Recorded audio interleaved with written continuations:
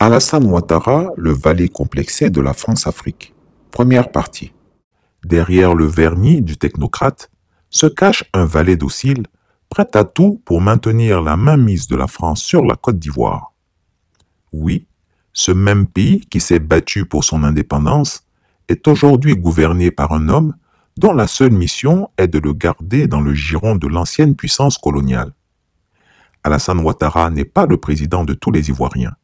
Il est le régent désigné par la France pour asseoir sa domination, non seulement sur la Côte d'Ivoire, mais sur l'ensemble de son précaré en Afrique de l'Ouest. Un valet complexé au service de la France. Alassane Ouattara, c'est le visage d'une Afrique qui refuse de se libérer de ses chaînes coloniales. Complexé, soumis, il fait tout pour rester dans les bonnes grâces de ses maîtres français.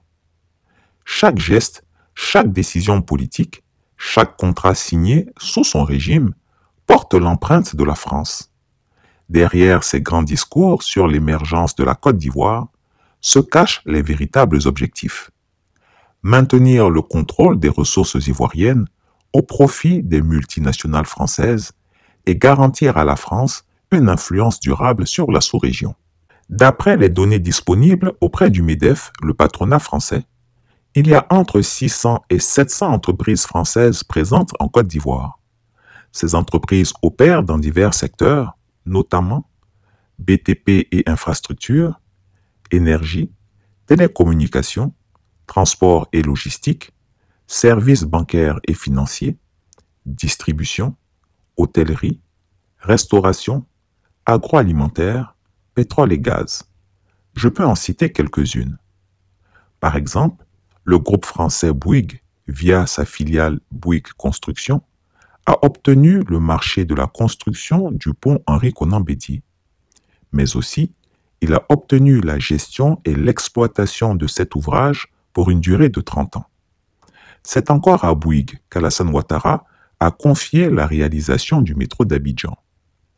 Toujours le même groupe Bouygues, à travers sa filiale SAUR, détient le marché de la gestion et de l'exploitation de l'énergie électrique et de l'eau potable en Côte d'Ivoire via les entreprises CIE et Sodeci. Orange Côte d'Ivoire, filiale de France Télécom, est devenue la plus grosse entreprise de télécommunications en Côte d'Ivoire après que la Côte d'Ivoire lui ait cédé tous ses droits dans le cadre de la privatisation de Côte d'Ivoire Télécom, la compagnie nationale de télécommunications. Le groupe français Total Énergie est le géant incontestable de la distribution de produits pétroliers dans notre pays. Après avoir abandonné l'exploitation pétrolière il y a quelques années, ce groupe fait son retour dans ce secteur après la découverte d'énormes gisements en eau peu profonde. Dans les transports et la logistique, le groupe français Bolloré règne en maître absolu. En violation de la loi, Alassane Ouattara lui a confié, sans appel d'offres, la gestion et l'exploitation des 2 portiques à conteneurs que compte le port autonome d'Abidjan. Or, la loi ivoirienne, interdisant une telle concentration entre les mains d'un seul opérateur, recommande la concurrence pour favoriser la baisse des prestations.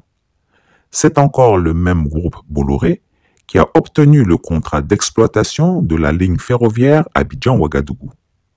Dans les services bancaires et financiers, le groupe français Société Générale, via sa filiale Société Générale Côte d'Ivoire, domine sans aucune concurrence le marché bancaire ivoirien. À elle seule, cette banque pèse près du tiers de la valeur de toutes les autres banques présentes en Côte d'Ivoire. Et ceci pour une seule et unique raison. C'est cette banque française que le gouvernement ivoirien a choisie pour héberger les salaires de la majorité des fonctionnaires et des travailleurs du secteur public ivoirien. Dans le secteur de l'hôtellerie, secteur stratégique pour le développement du tourisme, c'est une autre entreprise française qui a toutes les cartes en main, le groupe Accor. Grâce à l'entregent de Nicolas Sarkozy, qui en est devenu membre du conseil d'administration, le groupe Accor gère plusieurs établissements hôteliers en Côte d'Ivoire, dont voici la liste. Sofitel Abidjan, Hôtel Ivoire, 5 étoiles. Pullman Abidjan, 5 étoiles. Novotel Abidjan Plateau, 4 étoiles. Movenpick Hôtel Abidjan, 4 étoiles. Ibistil Abidjan Plateau, 3 étoiles. Ibistil Abidjan Marcory, 3 étoiles. Ces établissements dominent aussi bien le marché du tourisme d'affaires que celui du tourisme de loisirs. Le groupe français Castel occupe une position dominante sur le marché des boissons en Côte d'Ivoire, avec une présence forte dans les secteurs de la bière, des sodas et des eaux minérales à travers diverses filiales et marques. Sa filiale en Côte d'Ivoire, la société Solibra, commercialise 16 marques de boissons et d'eau minérale, parmi lesquelles on peut citer Bock, Flag Spécial, Castel Beer, 33 Export, Tuborg Gold, Guinness, Malta Guinness, Valpierre, Orangina, Oawa, Eau Cristalline. Le groupe français Eiffage est particulièrement présent en Côte d'Ivoire dans les domaines de la construction et des infrastructures. C'est ce groupe qui a construit la centrale thermique de Cyprel 5 dans la zone industrielle de Vridi. Eiffage est également impliqué dans la construction du 4e pont d'Abidjan qui reliera les communes de Yopougon et du Plateau. Il a également participé à la rénovation du stade Félix Houphouët-Boigny pour la CAN. D'autres groupes français sont présents sur le marché ivoirien et dominent systématiquement tous les secteurs dans lesquels ils s'implantent.